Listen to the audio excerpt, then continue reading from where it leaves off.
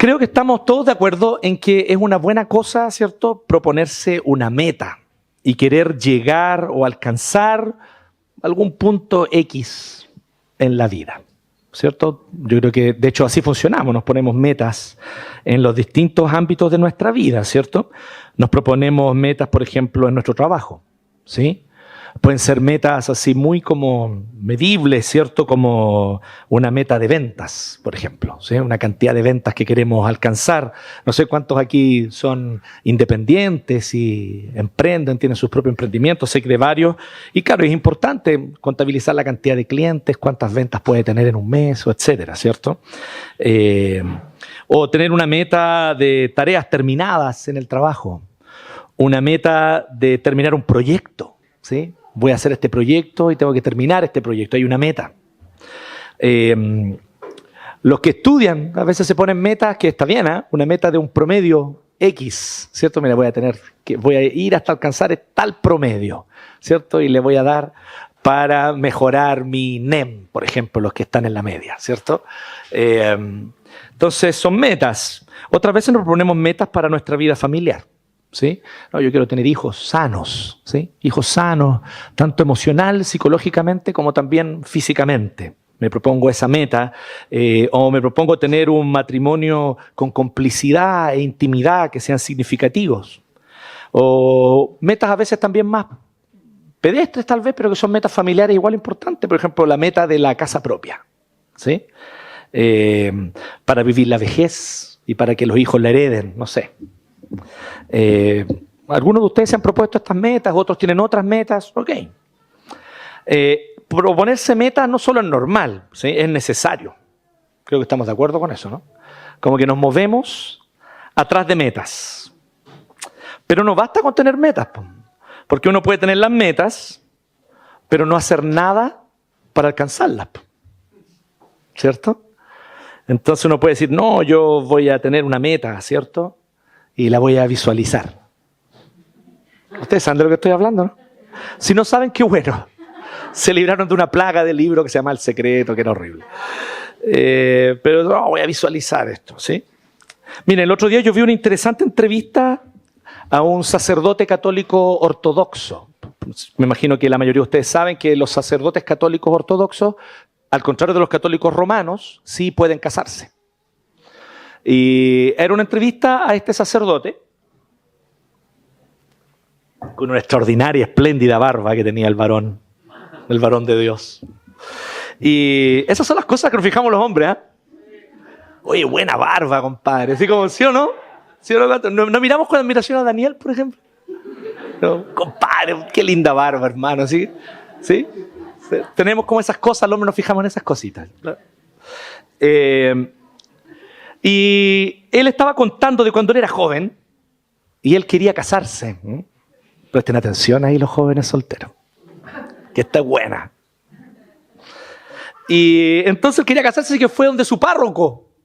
Y se acercó a su párroco y le dijo, estoy desesperado por casarme. No vamos a decir como quién, pero como gente aquí que a veces pasa. Entonces, no, sin nombre, ¿sí? Y él andaba con el vestido de novio en la billetera, andaba. En la barba lo tenía el vestido de novio. Y él estaba ahí, entonces se acercó a su párroco, él era un joven todavía no había sido ordenado sacerdote, y él se acerca a su párroco, y su párroco le dijo, mira, haz una lista, te voy a recomendar una cosa, haz una lista con todas las cualidades. Vamos a esperar que pase eso.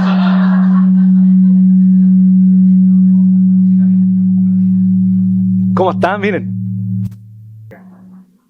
Ya, miren lo que les dijo su párroco. Su párroco le dijo, haz una lista con todas las cualidades de la persona que tú quieres, con la cual tú te quieres casar. Obviamente, él le dijo cualidades de carácter, ¿ya?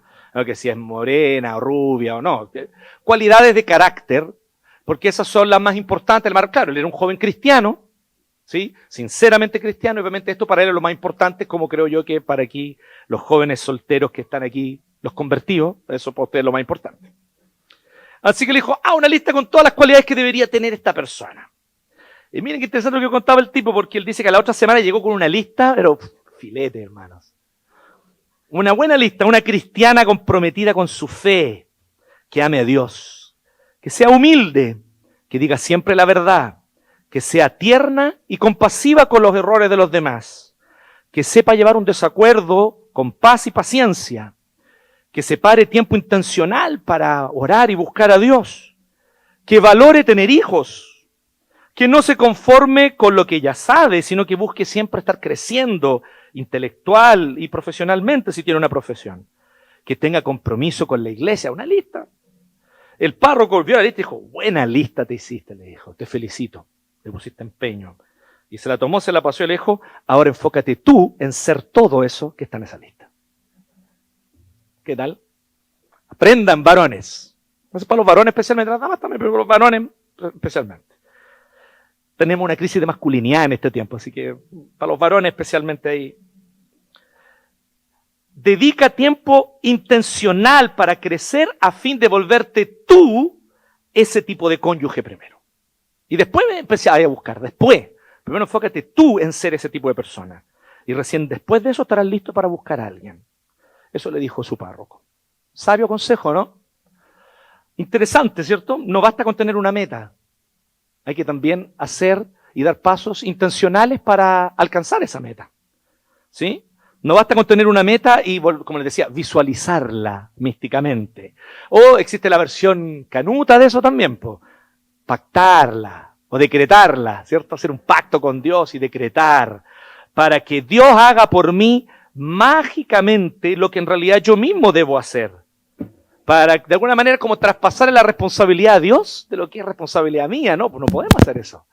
Aquellos de nosotros que tenemos una responsabilidad con nuestras metas, tenemos que asumir esa responsabilidad. Así que hay que dar pasos concretos que realmente apunten hacia una meta. Bueno, en la sección anterior, de aquí de Filipenses 3, que lo predicó nuestro pastor Alejandro, ya vimos cuál es la meta de la vida del cristiano. ¿Se acuerdan? ¿Lo tienen ahí? ¿Lo recuerdan? La gloriosa meta, porque es una meta. Y esta meta es conocer a Cristo. Conocer a Cristo. Ahora, no se confunda. Conocer no significa saber intelectualmente cosas acerca de. No significa eso. Conocer como un enamorado conoce a la persona de la que se enamoró. ¿Sí? Entonces, voy a contar una infidencia aquí, pero espero que me den permiso para hacerlo. Pero cuando no eran buenas, se me acercó y me dijo, oye, esa loquita de Temuco ahí. ¿Ah? Y yo le dije, bueno, hermano, usted póngale su empeño ahí. ¿Ah? Que el Señor te guíe, te ilumine. ¿Y qué es lo que Seba quería? Y esto pasa con todos los que iniciaron una relación. ¿Qué es lo que quería? Conocerla, saber quién era, su historia, su vida, sus intereses. ¿Sí o no? ¿Quién se ha enamorado? ¿No es eso lo que uno quiere? Quiere saber más de la persona. Quiere que la persona te cuente por qué piensa como piensa y qué cosas, ¿cierto? Y uno trata de buscar los puntos de coincidencia, aunque no estén, pero uno trata y le pone el empeño. Dice, ¡oh, qué interesante! ¿Sí? Entonces, efectivamente, ese conocer está hablando aquí el apóstol Pablo. El apóstol Pablo no está hablando de saber doctrinas acerca de Cristo, sino conocer en el sentido de saber qué es lo que mueve su corazón. ¿Sí? Estar cerca, por lo tanto, de Cristo y respirar el aire que Él respira. ¿Me siguen? Estar cerca de Él. Y esa es la meta del cristiano y eso es la meta más gloriosa que podemos tener. Así que tenemos clara la meta. Pero del 12 en adelante, desde el verso 12, ahora Pablo va a decir cómo se corre tras esa meta. Así que ese es el título de hoy día, creo que ya apareció ahí, cómo correr en pos de la meta. Si no apareció, este es el momento. ¿Sí? Cómo correr en pos de la meta. ¿Sí? Y les voy a observar 4 cositas. Breves, ¿ah? Para ser breves. ¿Por qué se ríen? No me creen. Van a quedar humillados después cuando vean que fui breve. O yo quedaré humillado una vez más por mentirles. Para correr bien tras la meta, se requiere cuidar 4 cosas que Pablo aquí menciona, ¿ya? Y en primer lugar vemos los versos 12 al 14. Si están ahí con su Biblia me pueden seguir, me parece que también están ahí, los versos 12 al 14. Él dice, no es que ya lo haya alcanzado. Pablo es muy honesto, ¿no? Él dice, él era apóstol, recibía revelación directa de Cristo y todo, pero él decía, yo no he alcanzado este conocimiento pleno de Cristo, quiero conocerlo más. Y por supuesto, porque es imposible, de hecho, vamos a estar toda la eternidad en eso, y es inagotable, ¿me siguen? Así de maravilloso es Cristo. Entonces, él dice, no es que ya lo haya alcanzado o que ya haya llegado a la perfección o a ser perfecto, sino que sigo adelante. A fin de, me gusta esto, me gusta como parecía en una versión antigua, decía asir, con S, no yasir, que es un nombre, sino asir con S, ¿sí? Y asir es como agarrar así, tomar, ¿sí? Entonces dice, a fin de asir o alcanzar o agarrar aquello para lo cual yo fui también agarrado, asido por Cristo Jesús. Hermanos, yo mismo no considero haberlo ya alcanzado, pero una cosa hago, olvidando lo que queda atrás y extendiéndome a lo que está adelante. ¿Es heavy lo que está describiendo aquí? Dejando lo que queda atrás y extendiéndome, lanzándome para allá. Como que hay un impulso, ¿me siguen o no? Pablo está hablando, está describiendo así como un tiburón que sintió el olor de la sangre en el agua. ¿Sí? Y entonces, ¿han visto reportajes de tiburones? Después le preguntan al Cofra que sabe todo de tiburones. Y ahí entonces cuando huele la sangre en el agua, ¡fum! Y va atrás eso. Los ojos se les dilatan las pupilas. ¿Sí? Y va y atrás de eso. Entonces él dice, extendiéndome lo que está delante, prosigo hacia la meta para obtener el premio del supremo llamamiento de Dios en Cristo Jesús. Y este supremo llamamiento, recuerden, la meta, conocer a Dios a través de Cristo. Conocer en el sentido de tener intimidad, conocer en el sentido de unirse íntimamente y de corazón a Él y que Él llene mi vida y yo perderme en la vida de Él. Esto es lo que más quiere Pablo y atrás de eso va. ¿No les parece interesante esto? ¿No les parece interesante que la meta más importante de la vida no es una bola cuantificable? No se puede reducir a números. ¿No le llama la atención eso? Que la meta más importante de la vida no es medible. Miren. ¿Sí?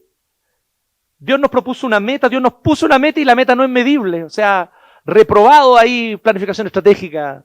Dios reprobó planificación estratégica. No, Él está diciendo que esta es la meta más importante, es amor. Es amar y ser amados. Es conocer y ser conocidos. Así que Él va tras esto. Y esto es lo primero que yo quiero destacar hoy día. Para correr bien la meta, Pablo nos está diciendo que debemos cuidar primeramente nuestros deseos. Debemos cuidar lo que deseamos. Jesús lo pone de otra manera. El Señor Jesucristo dice que el ojo es la lámpara del cuerpo. Y está utilizando lenguaje simbólico judío. Y él lo que está diciendo es que lo que deseamos, el ojo, porque con el ojo se desea, lo que deseamos determina la manera como vivimos, porque con el cuerpo se vive la vida. Con el cuerpo nos levantamos, nos acostamos, caminamos, hacemos cosas, cumplimos nuestras labores, con el cuerpo vivimos toda nuestra vida con el cuerpo, en el cuerpo y a través del cuerpo. Entonces, por eso él dice, el ojo es la lámpara del cuerpo. ¿Cuáles son mis deseos?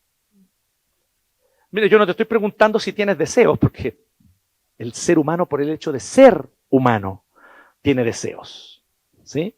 Sino que Freud que lo diga, o no, siempre le tira un chirolazo al palacio, pero ¿sí? Que lo diga Jung, ¿cierto? Cualquiera de los psicoanalistas, ¿cierto? Nuestros deseos están allí, son parte fundamental de lo que nos mueve en la vida. Así que la pregunta no es si tienes deseos, la pregunta es cuáles son esos deseos. Tremendo, ¿no? ¿Qué deseos nos mueven? Y Pablo tenía claro su deseo. Su deseo era conocer a Cristo. Conocer y ser conocido. Perderse de alguna manera, perderse en el ser de Cristo. Y eso es lo que él desea, porque para eso Cristo lo llamó. Él habla de una vocación, de un llamado. A mí me parece súper interesante esto. Porque muchas veces nosotros utilizamos la palabra vocación o llamado solo como para los oficios, profesiones, ¿se han fijado? Como máximo decimos, no, sí, son llamados los misioneros, los pastores, esos son llamados.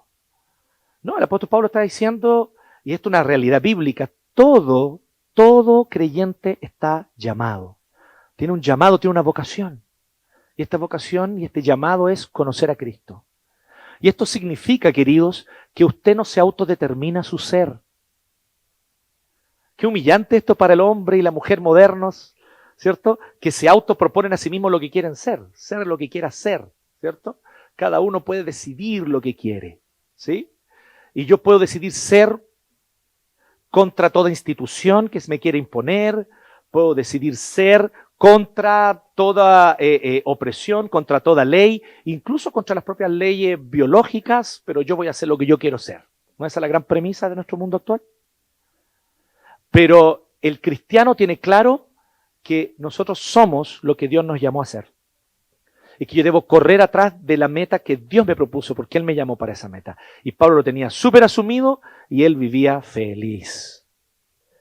Porque este era su deseo era conocer más a Cristo. ¿Y sabes lo que pasa cuando tu deseo es conocer más a Cristo? Pasa algo brígido. No importa lo que venga, todo te va a ayudar a cumplir esa meta. Así que todas las cosas ayudan a bien. ¿A quiénes? A los que aman a Dios. Eso quería decir Pablo. O sea, no es como que todo me va a salir bien, no. Primero que no es eso lo que dice el versículo, o sea, gramática. ¿Sí? Léalo bien. Pero además, fíjense bien, dice que esto es lo que Pablo lo estamos viendo, son sus deseos, y su deseo es conocer más a Cristo, perderse en el ser de Cristo. Amarlo más. Amarlo al punto de que Cristo sea todo lo que Él tiene. Y por lo tanto también todo lo que necesita. ¿Qué deseos nos mueven? ¿Qué deseos te mueven a ti? Yo me puse a pensar, ¿qué deseos me mueven a mí? Y yo miro al gigante de la fe, Pablo, y yo digo, pero Dios mío, soy una pulga. Al lado de este gigante de la fe, deseo tantas cosas que no son aquello que Dios quiere que yo desee, que Dios me llamó a desear. Qué heavy esto, ¿eh? Qué heavy. Dios nos llamó a desear. Mira, está buena esa, anote esa frase. No se me había ocurrido, no la tenía anotada aquí. Dios nos llamó a desear. Dios nos llamó a desear, así que está bien que deseemos, pero deseemos aquello que Él quiere que deseemos. Dios nos llamó a desear. Pero, ¿cuáles son los deseos que me mueven? Esa es mi pregunta. Mi pregunta no es si tú tienes deseos, es cuáles son esos deseos. El deseo de ser reconocido. El deseo de ser visto. Mira, el otro día yo pensaba en el deseo de ser visto. Conversábamos en la Nano sobre eso, ¿no? Y digo, de repente yo soy como una drag queen. Deseo ser visto. A propósito del junio, era justo junio. ¿Sí? Y yo pensé, a veces nosotros nos comportamos de manera, quiero ser visto, ¿sí? Yo me acordaba de un primo chico, que ahora ya no está chico, ya está grande, se casó, tiene una hija y todo, pero yo viví con él un tiempo y él era chiquitito. Y él cuando quería contarle algo a su mamá, a ver las mamás que están aquí si se acordarán si sus hijos hacían eso, cuando le quería contar algo y ella estaba ocupada, por ejemplo, cocinando, estaba haciendo otra cosa, pero el niño le estaba contando, estaba prestando atención. Ahí sí, hijo, le está contando algo que pasó en el jardín o en el kinder, pero si ella no lo miraba, él le tomaba la cara y decía, mírame, pero mírame. ¿Sí? Y yo miraba esa escena y yo decía, oh, estos niños, ¿no? Estos pibes, ¿cómo son? Y de repente el Señor me mostró, así eres tú. Hasta el día de hoy, ¿me entienden? ¿Qué cosas, qué deseos nos mueven? Deseo ser amado, deseo ser amada, deseo ser reconocido, deseo ser admirado. ¿Me siguen? Y estas cosas nos van moviendo cuando nosotros no tenemos esto, que es muy interesante porque si nuestro deseo es perdernos en Cristo, todo eso que queremos, intimidad, reconocimiento, todo eso, lo vamos a tener en Él. Y Él va a satisfacer eso. Entonces, ¿es o no es un buen negocio? Es un buen negocio. Pablo sabía lo que estaba haciendo, si era judío, sabía hacer negocio.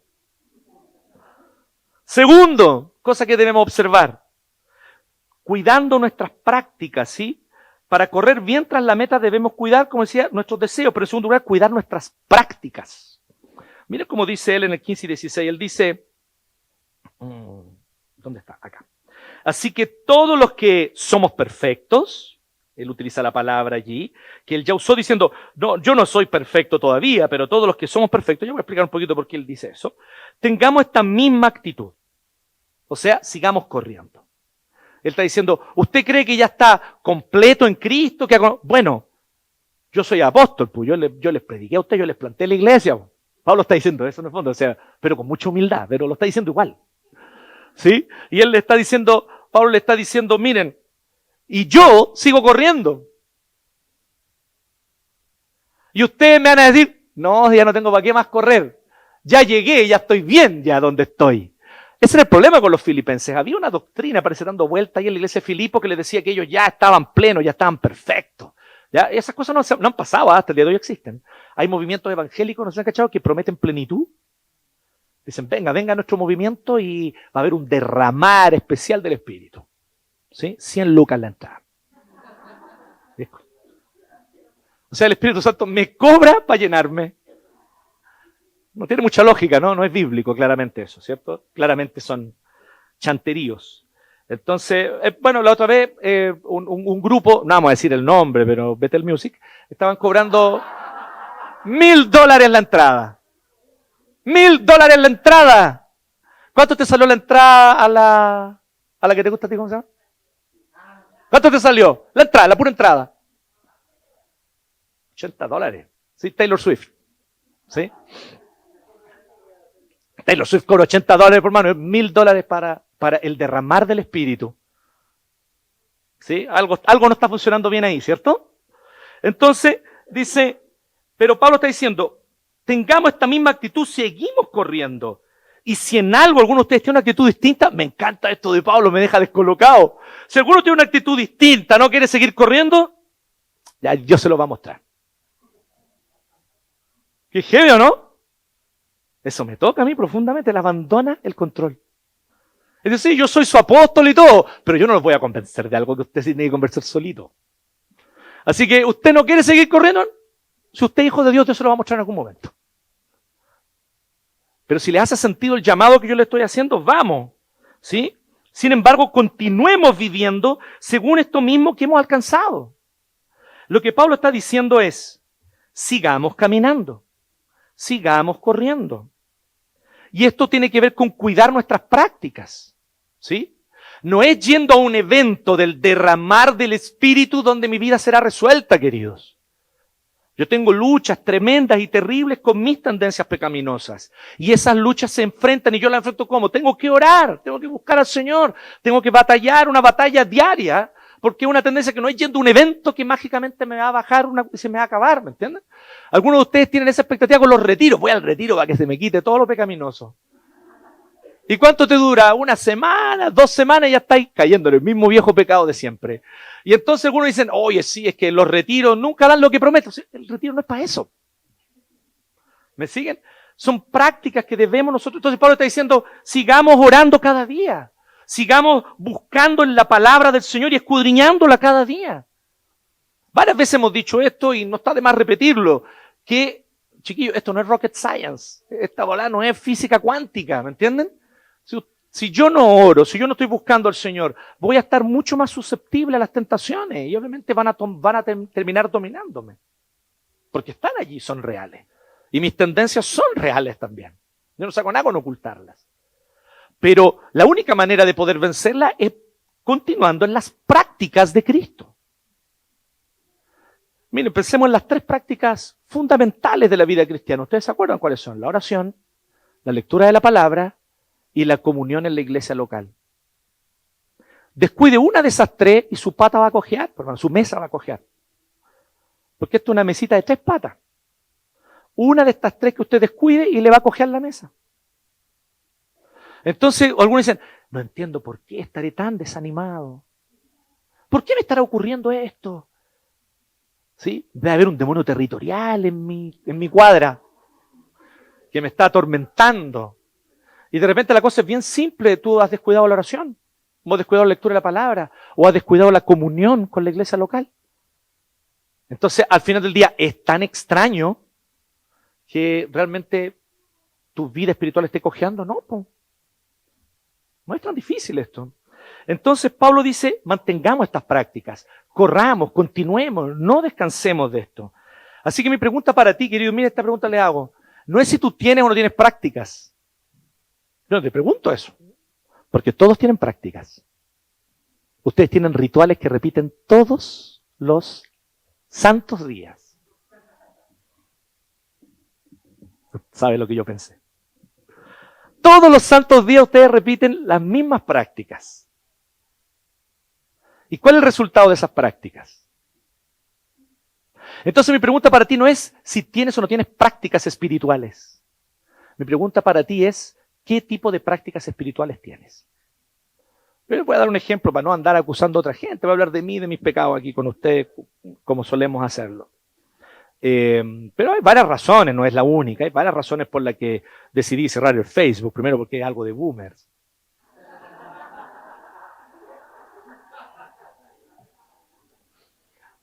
Pero entre otras razones también, yo me di cuenta de una cosa.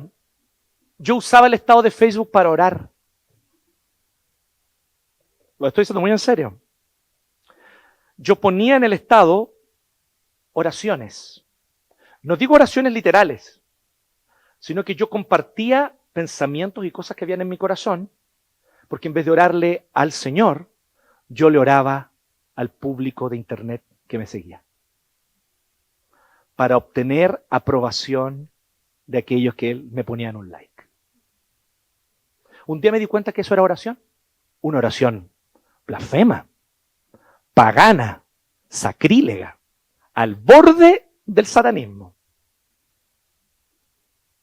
Pero yo estaba orando. Yo no digo que todos los que ponen estado en Facebook hacen eso. Fue examinando mi corazón que me di cuenta que yo estaba haciendo eso. Era una práctica espiritual para mí. Y si yo recibía la reafirmación, la confirmación, el like, era como mi ofrenda a los dioses fue aprobada. Y los dioses se han agradado de mi ofrenda. ¿Entienden? Y el Olimpo tembló. Entonces, era una relación espiritual profundamente pecaminosa y sacrílega que yo tenía con la red social. Entonces yo me di cuenta, si mi tema no es que no tenga tiempo para orar, si oro todo el rato, mi tema es que a quién le estoy orando y cómo estoy orando. No sé si me doy a entender. Todos tenemos prácticas espirituales que estamos cultivando, pero son prácticas espirituales de adoración a quién. A Mamón, a lo mejor el dios del dinero. ¿A qué dioses falsos, a qué ídolos le estoy orando? Todos nosotros estamos dispuestos a recibir la palabra revelada que traerá a mi corazón el consuelo y la paz necesaria. Pero nos vamos a la palabra de Dios, del Dios verdadero. Vamos a las palabras de los coaches. A la palabra de ese influencer que me gusta lo que dice y cómo lo dice. ¿Quién con su palabra está determinando tus valores? Porque si no es Dios a través de la Biblia, entonces es un ídolo. ¿Me van siguiendo? Usted vive prácticas espirituales. Usted a alguien le ora. Usted de alguien anhela recibir palabra revelada. Y si no es de Dios, entonces ¿de quién es? Ojo con este tema, entendiendo y valorando, lo vuelvo a decir, ustedes saben que eso es así, valorando tremendamente la ardua labor e importante labor de los terapeutas. Pero cuidado cuando la palabra del terapeuta viene a reemplazar la palabra de Dios en tu vida. Eso no puede ser. Y los que están aquí, que son psicólogos, están de acuerdo conmigo. Que eso jamás debe ocurrir. Ellos no son los sacerdotes ni los profetas del Altísimo. ¿Sí? Están dedicados a una ciencia para buscar tu bienestar psicoemocional. Y la ciencia, como toda ciencia, comete errores, en otras cosas la achuntan, y así avanzan las ciencias. Pero ¿qué pasa cuando nosotros esperamos y anhelamos recibir palabra? Y tenemos sed de palabra revelada, y esa sed la vamos a saciar en otras cosas. En un coaching de pacotilla. No, pues. Si está la palabra del Dios verdadero. ¿Y qué comunidad es a la cual tú te sientes enlazado, enlazada? ¿Cuál es la comunidad que te provee de identidad? Yo no estoy preguntando si tienes una comunidad que te provee de identidad, porque ya la tienes. Puede ser virtual o real, pero ya la tienes. Mi pregunta es, ¿cuál es esa comunidad? Porque si no es la iglesia local, es otra. Y puede ser que esa comunidad que te da a ti sentido, propósito y todas esas cosas, incluso puede ser una comunidad compuesta de gente que ni siquiera teme a Dios. Mi punto no es que uno no pueda ser amigo de quienes son cristianos, uno puede serlo, yo estoy hablando de otra cosa, estoy hablando de la comunidad que determina mi identidad. De eso estoy hablando. Debe ser el cuerpo de Cristo, no otra comunidad. Para el cristiano que fue llamado a esta meta suprema del llamamiento, que dice Pablo, esa es nuestra comunidad de referencia. ¿Sí? Y no es automático, ¿no? Usted lo sabe, no es automático, no es como que, vengo y me siento y tengo una comunidad. Usted sabe que no es así. Póngale empeño. Invite a la gente a tomar once, por ejemplo. No me complemente el sermón, por favor. ¿Te tomaste la cuestión hoy día? Ya, tenés que aumentar la dosis. Tercero, mire, tenemos que cuidar nuestros modelos. Así como cuidamos nuestros deseos, cuidamos nuestras prácticas. En tercer lugar, cuidemos nuestros modelos. Miren cómo dice Pablo del 17 al 19. Él dice, hermanos, sean imitadores míos. Qué buena esta, ¿no? La moral de Pablo para decir eso. Si no les digo, es un gigante de la fe Pablo. Lo decía y lo decía con justa razón. Si realmente el loco es para ser imitado. Y él dice, sean imitadores míos y observen a los que andan según el ejemplo que tienen en nosotros. Porque muchos andan, como les he dicho muchas veces, y ahora se los digo aún llorando. Pablo se lamentaba profundamente de esto, que son enemigos de la cruz de Cristo, cuyo fin es perdición. Mira lo que hablábamos recién de las idolatrías de los falsos dioses, cuyo Dios es su apetito, cuya gloria está en su vergüenza. O sea, se glorían en cosas que en realidad son su condenación y son su vergüenza. Los cuales piensan solo en las cosas terrenales. Pablo nos dice que para seguir corriendo tras esta meta, no solamente debemos cuidar nuestros deseos y nuestras prácticas, también debemos cuidar nuestros modelos. ¿Qué modelos estamos siguiendo? ¿Qué tipo de personas son aquellas que nosotros seguimos? ¿Sí? ¿Qué carácter tienen? Porque yo no te estoy preguntando si tú sigues a alguien, porque tú sigues a alguien. Permítanme decirles, seres modernos, no, si yo me autodetermino, yo, sapere aude, tienes valor de pensar por ti mismo. No. Cada uno de ustedes sigue modelos. Sigue modelos. Así que mi pregunta no es si sigues modelos, mi pregunta es ¿qué modelos estás siguiendo? ¿Cuáles son las personas por las cuales tú estás cultivando una admiración e imitando? ¿Sí?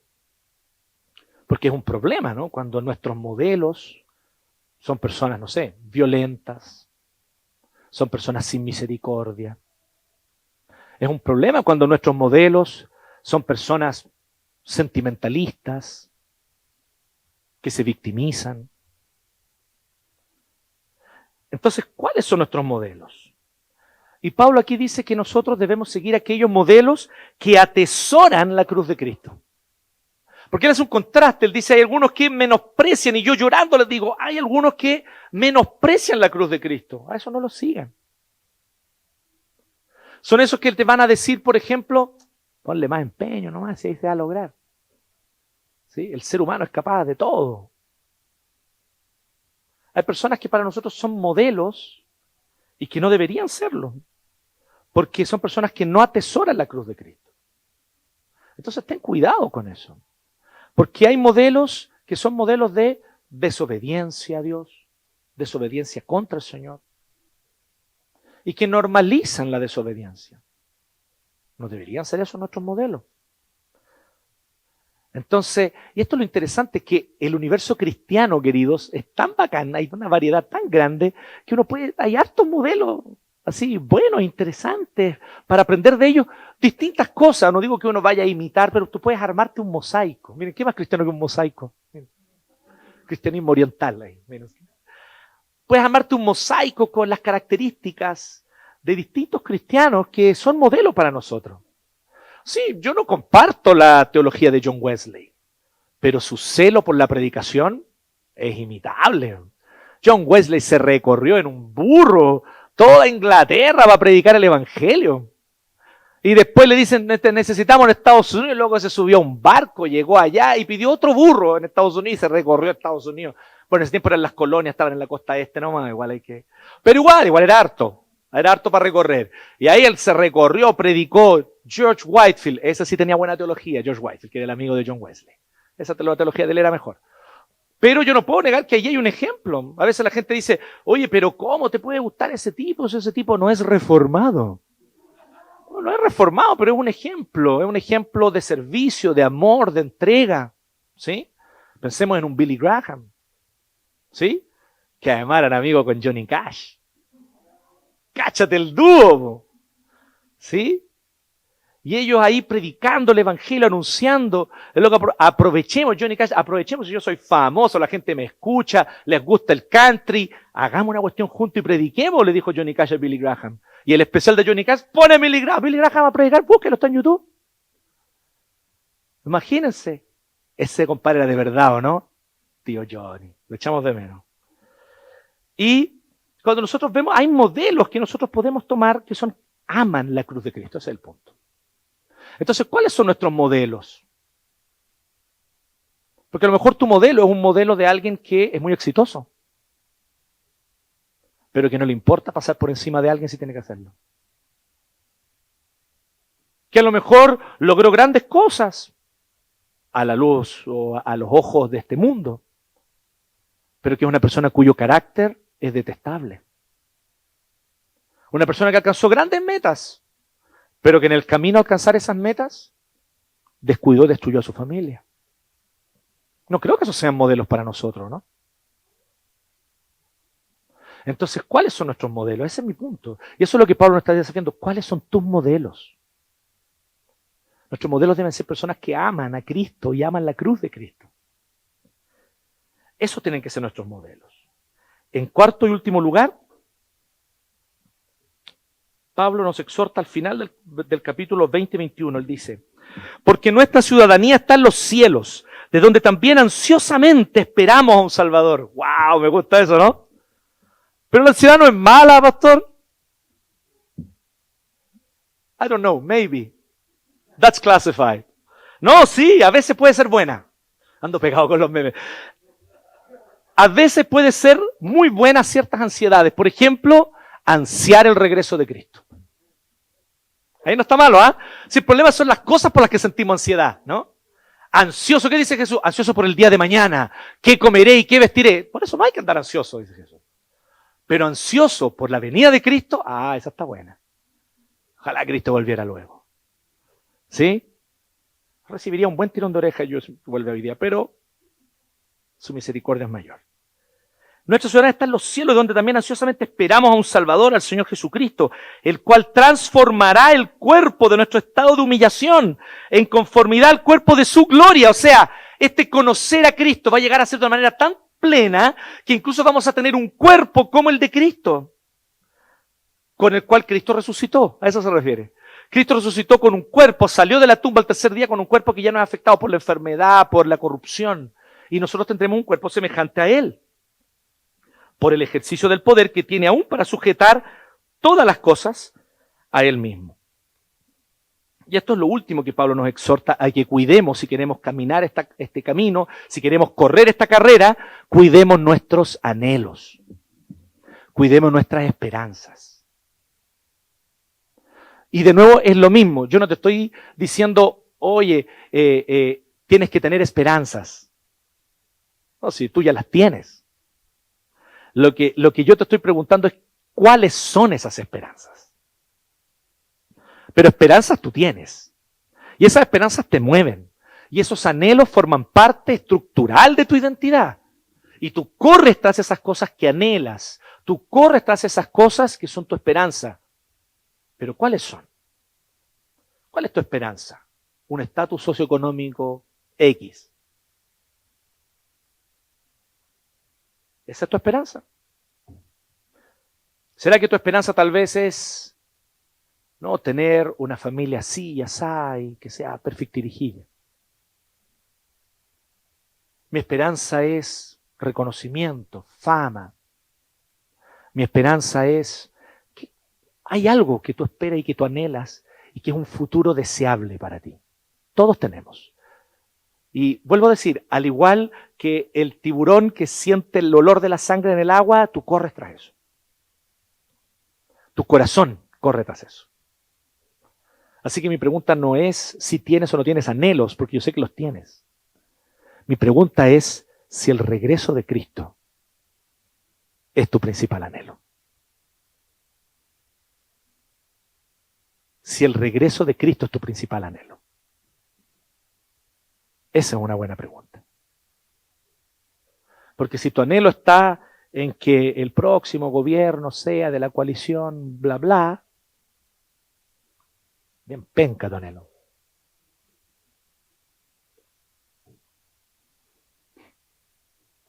Nuestro anhelo a veces está en proyectos mundanos, proyectos políticos, económicos, personales o familiares. Y ahí ponemos nuestra esperanza. No, chiquillo. Si tenemos ese tipo de anhelo, no vamos a correr tras la meta.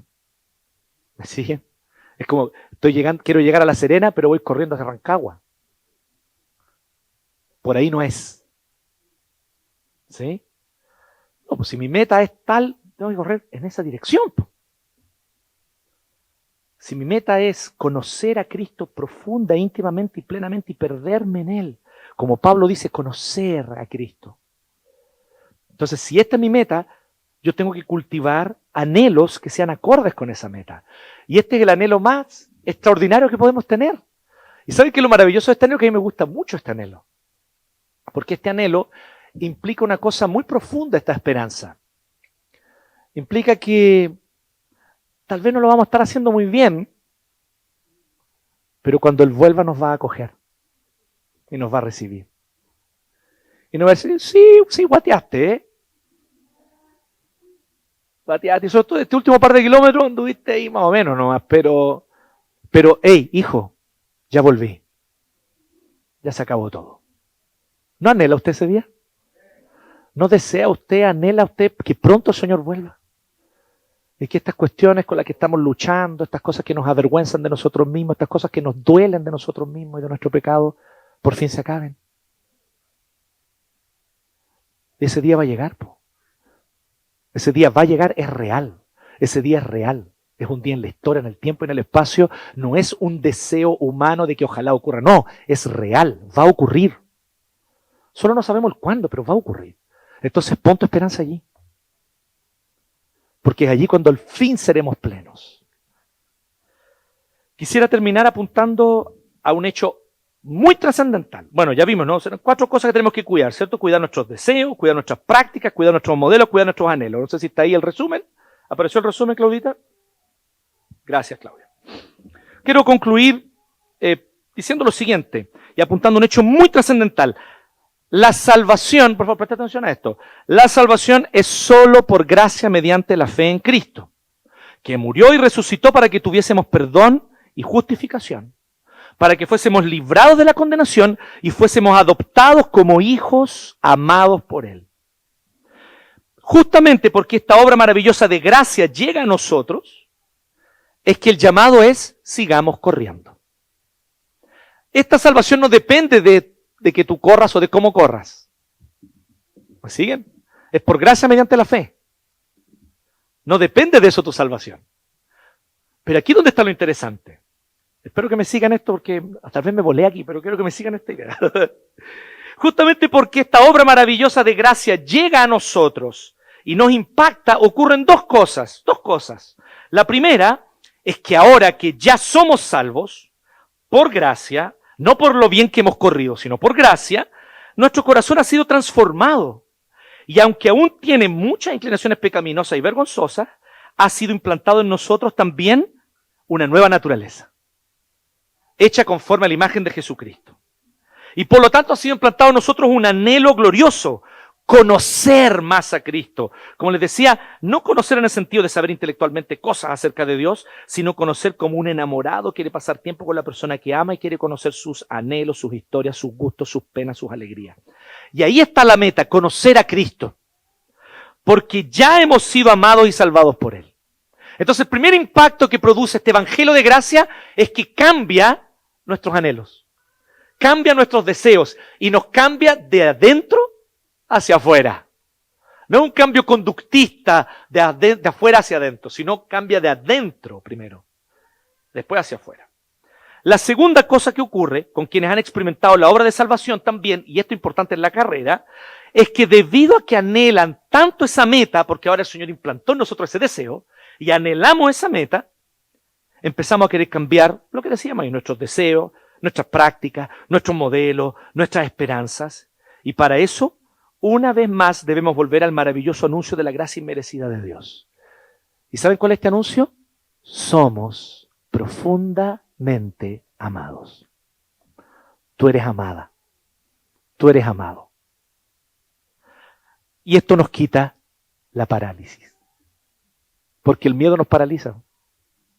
Por miedo nos seguimos corriendo. Porque no sé si lo voy a hacer bien, si lo voy a hacer mal, si mi correr va a ser aceptado o no por Dios. ¿No les parece maravilloso que el Evangelio te quita ese peso? Y te dice, vos corre nomás. Vos corre, dale. Empieza, corre, da los pasos que hay que dar. Yo estoy contigo. Yo ya te amé. Ya eres mi hija. Ya eres mi hijo. Ya eres amado. No es corriendo que te ganas mi favor. Mi favor ya te lo ganaste porque Cristo te sustituyó en esa cruz y Él murió en tu lugar. Así que corre. Ya fuimos adoptados como hijos por amor. Ya fuimos justificados por amor. Ya fuimos salvos por amor. Así que no necesitamos vivir en la parálisis. Que no me atrevo a hacerlo porque si no, Dios no me va a amar. No, Él ya te amó. Podemos correr tras la meta. Así que corramos. Con confianza, como Pablo corría. Seguro, chiquillos, esto no tengan duda. Van a haber caídas. Seguro van a haber tropiezos. Seguro nos vamos a sacar la ñoña en más de alguna parte del camino. Y seguro en momentos nos vamos a dar más y vamos a tener que detenernos a un costado para descansar y recuperar fuerza. Pero la meta sigue ahí. Gloriosa, conocer a Cristo. Y el poder del Espíritu Santo nos sigue sustentando, curando nuestras heridas, levantando. Y siempre lo hará. ¿Y saben qué es lo maravilloso de la promesa de Dios? La promesa que Él dio a sus hijos de amor eterno. Dios te va a levantar todas las veces que caigas. Todas las veces que caigas. Incluso cuando tú caigas y digas, ahora sí que Él no me va a recoger de nuevo. Porque ya han sido demasiadas, Él ahí te va a recoger de nuevo. Porque con amor eterno te he amado. Por lo tanto te prolongué mi misericordia. Así que este evangelio nos dice que somos eternamente amados. Así que, queridas, queridos, sin miedo, levantémonos una vez más y corramos. ¿Te tropezaste? Ya no te quedé ahí también, revolcándote. Levántate. Deja eso atrás. Deja el pecado que te asedia y corre. Porque las veces que te caigas, Dios te va a volver a levantar y te va a desafiar a que sigas corriendo. Y eso es lo maravilloso de esta carrera. Amén. Oremos. Gracias te damos, Señor, porque tú nos das la gloriosa esperanza del Evangelio.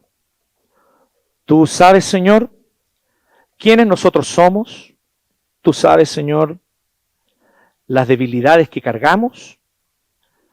Y es maravilloso saber, Señor, que en ti toda culpa, toda vergüenza son quitadas por medio del sacrificio de tu Hijo Jesucristo en la cruz. Y hoy, Señor, aquí delante de ti, tal cual somos, nos presentamos para rogarte, Señor, que tú nos enseñes a perseverar. Si hemos caído, si hemos tropezado, te pedimos que nos vuelvas a levantar. Te rogamos esto, Señor, nos ponemos delante de ti. Y te agradecemos, Señor, por el maravilloso mensaje de tu palabra, que no solamente nos da este evangelio precioso, sino también cómo este evangelio es un motor para que sigamos corriendo, para que perseveremos y para que busquemos la obediencia y la santidad. Gracias, Señor. En tu nombre oramos. Amén.